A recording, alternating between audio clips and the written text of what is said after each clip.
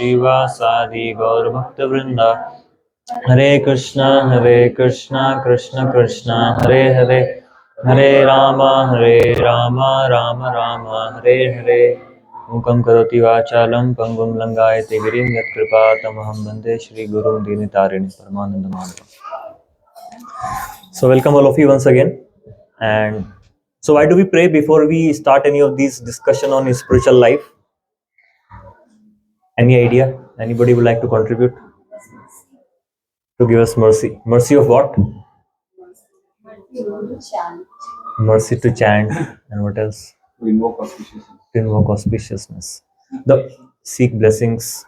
It is said that this knowledge, transcendental knowledge, is not grabbed. We have this tendency to grab material knowledge. So you can grab any knowledge you want, even though professor may not be involved. If you're intelligent, you can just read by yourself. And nowadays, with all the help of all the AI and everything, you can study any, you can master any subject matter without the help of a guide, without the help of any blessings for that matter. So we can grab some material knowledge. But it is said that in spiritual life, we cannot grab it. It is to be given. Because it is completely beyond the perception of our mind and body. So if we have to perceive something which is beyond our body and mind, it has to be given into our body and mind from a spiritual platform. So we just thought of discussing some very interesting aspect about from Ramchandra's life. Just thought of discussing ABC of Ramayana. So today's topic would be ABC of life and ABC of Ramayana. So okay, what is this A here? The first A from Ram's life. Ayodhya. Birth of Ram. A. What is the teaching of A? It is said that the first teaching what Ram teaches is acceptance. Is a very widely used, mostly misunderstood word known as acceptance. So how we can learn acceptance from Ramchandra's life? For an example, tomorrow the to-be president is going to take oath in our ceremony. And one day before he comes to know that he's no more president. So from last 2 months he's been preparing for this day. For whole lifetime he's been preparing to come to this position, he can become president. And tomorrow he's going to take oath. And something happens that tomorrow he cannot take oath. He has to let go of his position. How would he feel? Angry. Angry. What else? Frustrated. What he would do? He will use all his power, he will use all his energy to make sure that he is president tomorrow. He takes the oath of a president tomorrow. So, similar situation, not being president of one country, but being president of the entire world. So tomorrow Rama gonna be becoming king of Ayodhya. He's gonna rule the kingdom. And one night before, practically on the same day, he comes to know of something disastrous what has happened. What Kekai did, he misutilized two blessings or two promises which he got from Dasharath. She misutilized that and asked Dasharatha to force Rama to go to exile and have Bharata to become as a king. So what was Ram's response? Was he angry? Was he hurtful? Was he resentful? Was he in a mood of rage and anger and he's gonna devastate the whole world in his anger? What did he do? He accepted.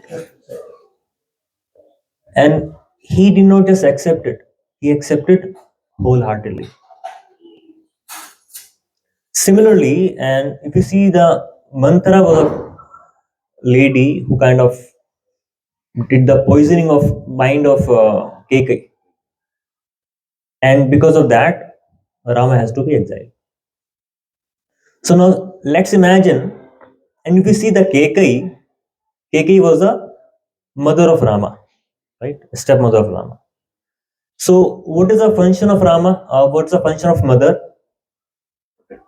To give support, where we can fall back, wherein we can emotionally nurture ourselves.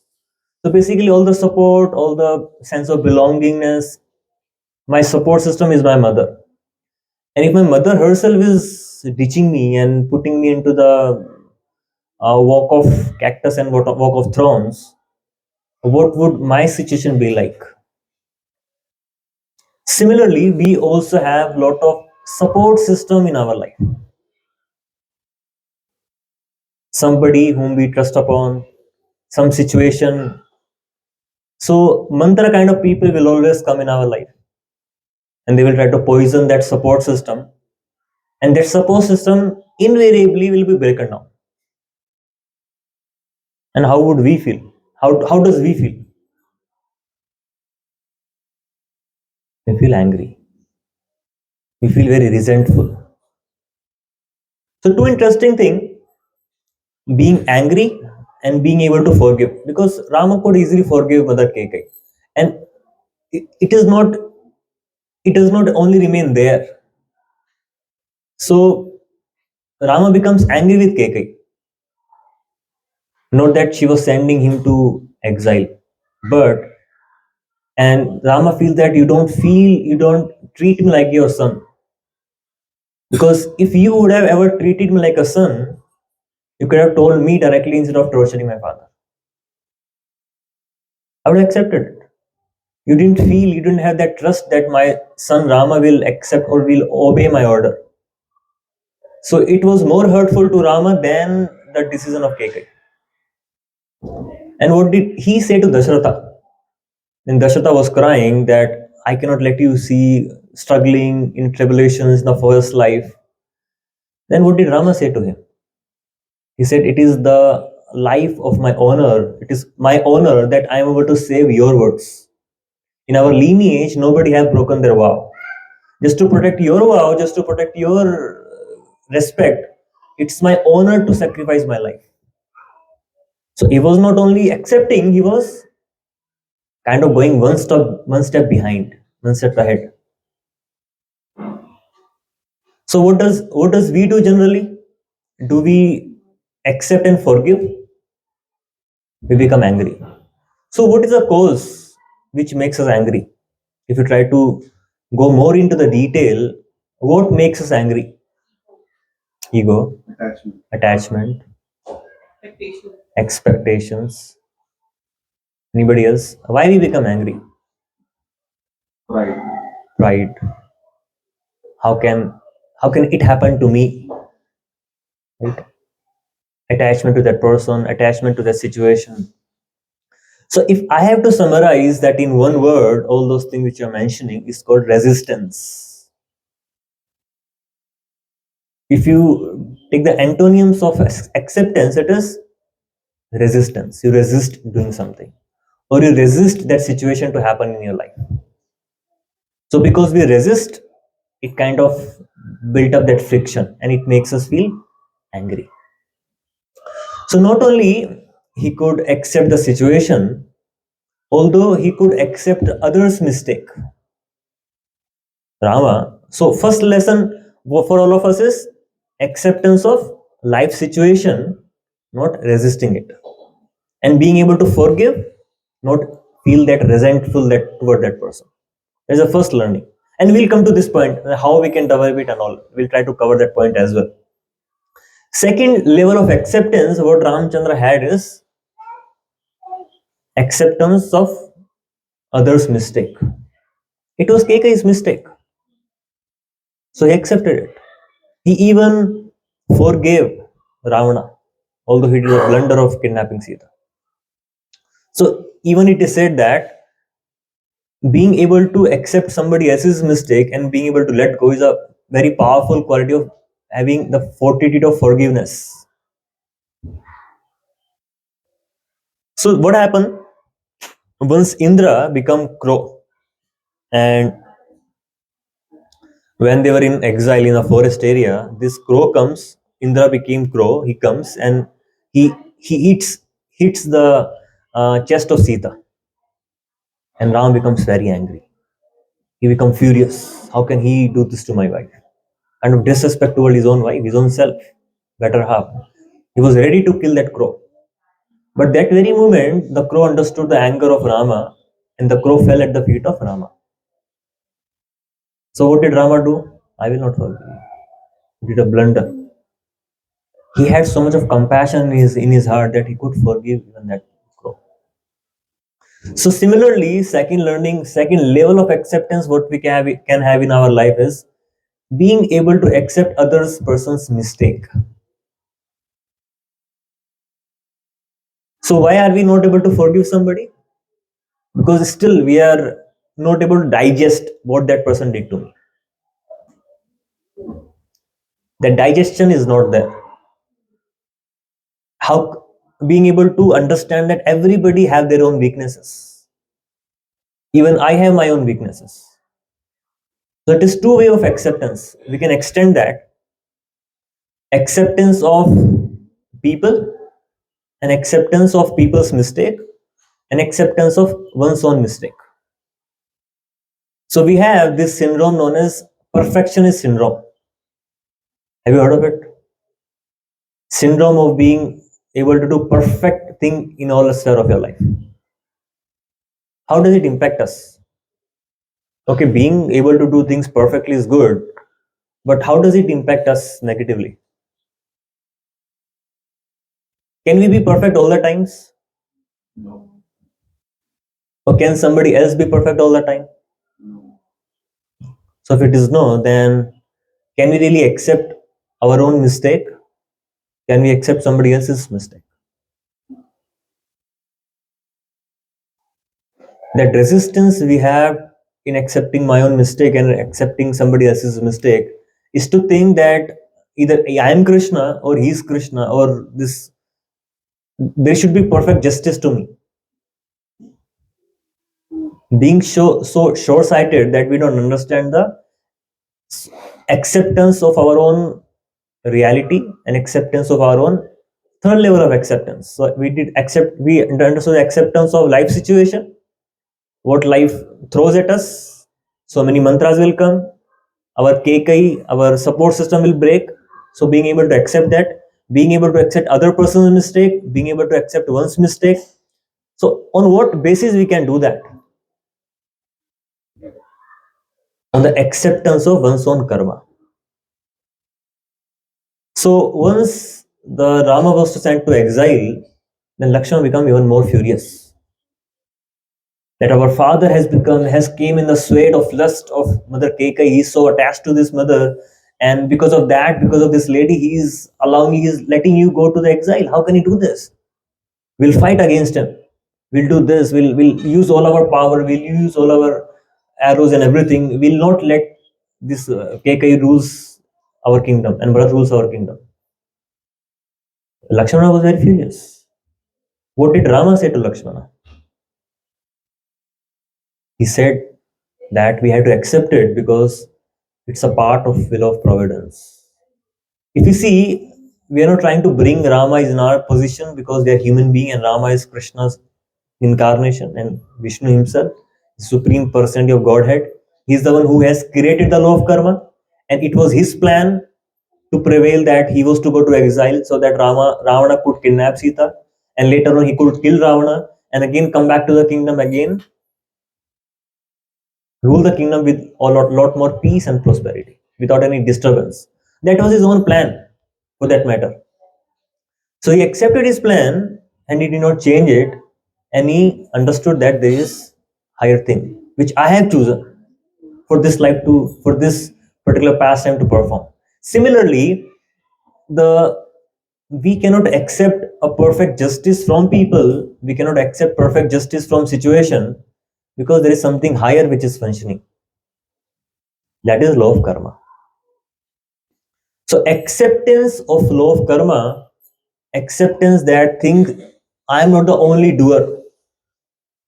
So perfectionist syndrome will prevail in us and will disturb us if we think it is me only who is the cause of my result, and not understanding and appreciating and being able to have that vision that this law of karma which exists. Similarly, what abilities we have, how many of us wants to improve? How many of us are not happy with our skills or talents, what life we have?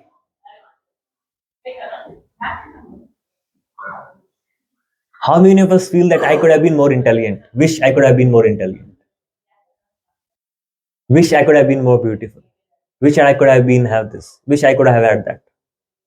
Do you know where are these ideas coming from? Wish I could have a bigger house. Wish I could have had this. Wish I could have had this. Where it is coming from? Yes. Comparison.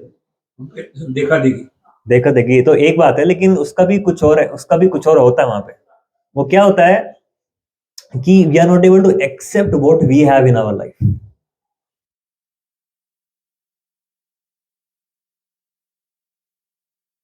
And the acceptance of one's own situation comes once we see how grateful we should be, what all things we have been blessed with. It is said that whatever we focuses, it grows. If you focus on negative thing, it will grow. If you focus on good aspect of my life, that will grow. For an example, if you have 99 good things in your life and you have one bad thing in your life, and if you keep on focusing on that one bad thing, what will happen? That 99 will remain same, but then one will become 1000. So that although it was 1%, it will rule over your life. Your all focus should be on that one thing which you don't have. Have you ever observed that our tongue tends to go to a place where something is stuck in our teeth? You know why? Because tongue has that same edge as we have. Want to see some problem in our teeth, you'll not be cool down and be there where it should be. So our mind will always tends to go on the lacunas, shortcomings, negativity of our life, not being able to accept. So lack of being grateful is a thing which brings lack of acceptance. Being able to accept one's own shortcoming is a very powerful thing in one's own life. I accept it was my mistake. Don't you think that person has to be very strong to be able to say this statement? Accepts mistake happens with everybody. But what do? We try to justify that. We try to reason around with this. How can I make mistake? In itself is a very big pain. How can I make mistake? Trying to understand what I'm trying to say. Is it resonating with like all of you? Does it make sense? So being able to accept the reality, it is what Ramchandra is teaching. So fourth point is that acceptance of others' mistake, acceptance of trials and tribulations. So not only Ramchandra accepted the decision of Kekai, that was one day job, but he accepted 14 years of trials and tribulations. And he was not an ordinary person that if you ask me and some of us can live in some forest, it's painful for even for us. If you ask president to go and live in exile for some time, how much more painful would be for him? Because he's used to that kind of living style. He's used to be living like a prince. So Ramchandra, who was always born and with a silver spoon in his mouth, and he was to go out of his house, out of his comfort zone, and be always in that trials and tribulations. He did not accept the one decision of Keika, he accepted the 14 years of trials and tribulations. Which, as a personality of Godhead, which Krishna himself, he was just transcendental, just to teach us, he is going through that. Because he's a perfect example of a perfect human being. Whatever role he plays perfectly. And since he's playing the role of a perfect human being and perfect king, he's teaching us. There are some certain things which he performs as pastimes. There are certain things which he wants to show us that what we can emulate. something what we can follow, something what we can emulate, something what we can follow in his footsteps. So dual thing is very, very important to accept our life, our skills, what we have, and not trying to change it, at least in this moment, because it is said that why we should accept is because acceptance bring transformation. For an example, we have some of the doctors here, and so if a patient is not able to accept that he has some problem in his body, can he ever cure it? Never. There is nothing, no problem, everything is going fine, everything is under the carpet. Nobody wants to see the reality. They don't have guts because they know they have to really change their life. They have to change their lifestyle. They have to change everything. The nice momentum of healthy body, so-called healthy body, pseudo healthy body, what they have been carrying the conception in their mind, it will be broken. So unless the patient accepts, yes, there is some problem in me, and I have to treat myself, and for that he has to agree for that. So acceptance bring transformation. So any types of lacuna we may have, any types of physical ailments we may have, anything we may have in our life, the transformation begins with acceptance. Even transformation of relationship begins with acceptance of other person with all the frailties, all the mistakes that person has made. The one thing which can stick the relationship together is unconditional acceptance of other person. Understanding nobody can be perfect in this life. And not having those idealistic thinking in our mind. As a soul, we want to seek those idealistic traits in our partners, in our relationship, but it's not possible. What we look in other person do also have same thing. If I am not perfect for that person, how can she exhibit or he exhibit or that person exhibits all perfectionist for me? So acceptance of one's own personality, acceptance of situation, acceptance of other people's mistake is a binding force in our life which can at least minimize 99% of our pain. Because it is said that 99.9% of our pain is in the mind. Only 1% pain exists outside. So Ramchandra is trying to teach us. That's why he was able to create Ramarajya. People were very happy. They might have some situation, but they had that faith on the Lord that He will take care of us. They accepted the reality, it is the will of the Lord. So being able to accept that there is some lesson to be learned in everything, which don't drag us to the position of lamenting about it. Okay, so acceptance we should have, and it's so important because it brings transformation. But how do we develop that acceptance? Because it's need a lot of courage, it needs a lot of internal strength, it needs a lot of that kind of that fortitude, it needs that resilience, it requires. Where do we develop all those resilience, that internal growth, internal strength?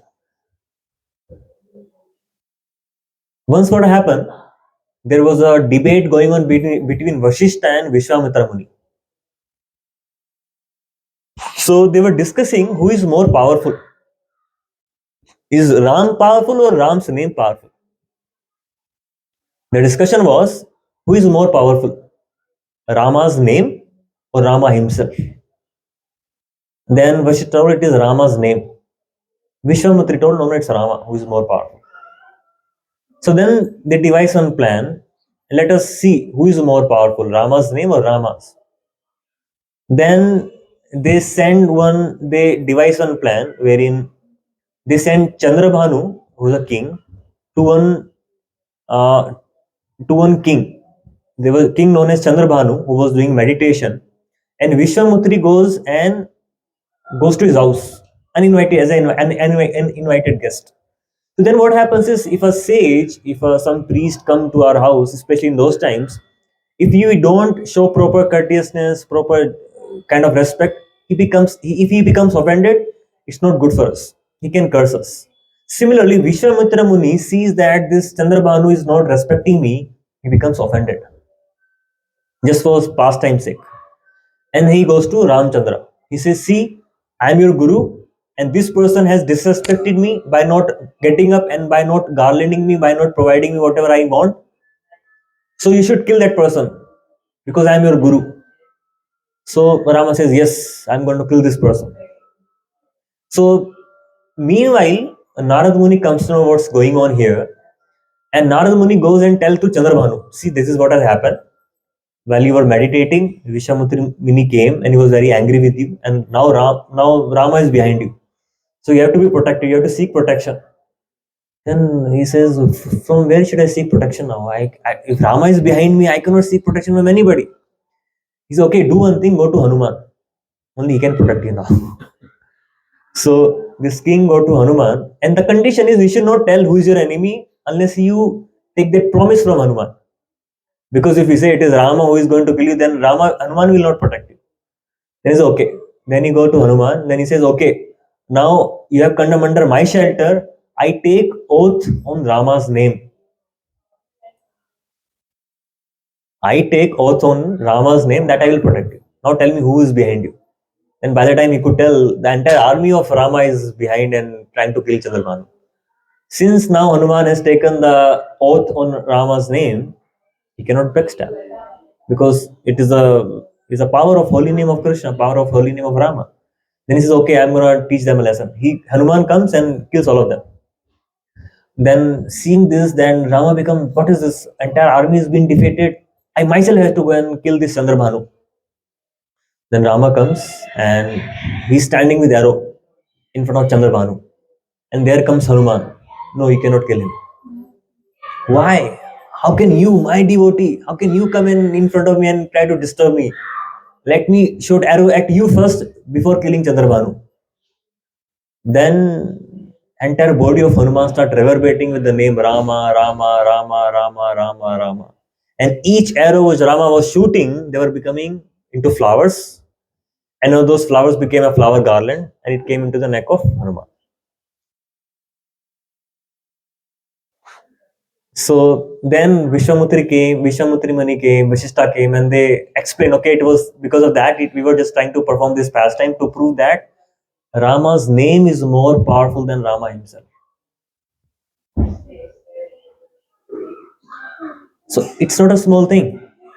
So if we want to develop this fortitude of forgiveness, if we have to develop this courageousness of being able to accept, able to develop that deep acceptance of others people's, my own self, my own emotions, my own frailties, my own situations, we have to have the holy name presence in our life.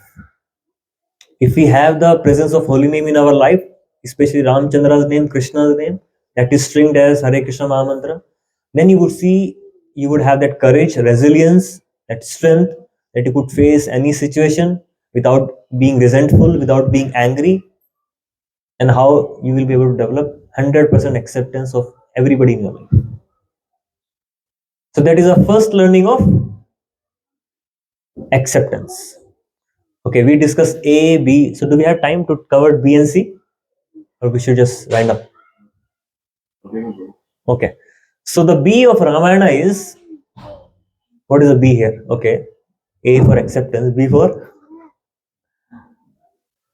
ABC of life, ABC of Ramayana, ABC of Ramchandra's character. B for belief. What else? Back. B for beginning, new beginning.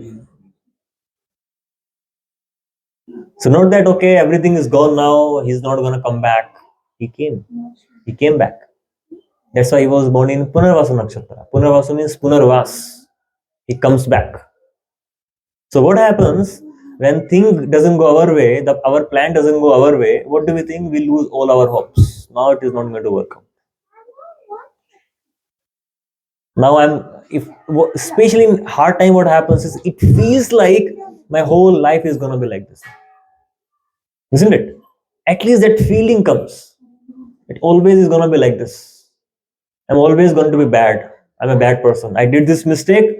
I'm gonna be bad. That person did this mistake. That person is bad. Eternally, he's kind of doomed. No. It is said that we should hate sin, not sinner. We should hate sin, not sinner. So having this idea, that person always can change and can start his own new beginning. Ram came. Did his own new beginning.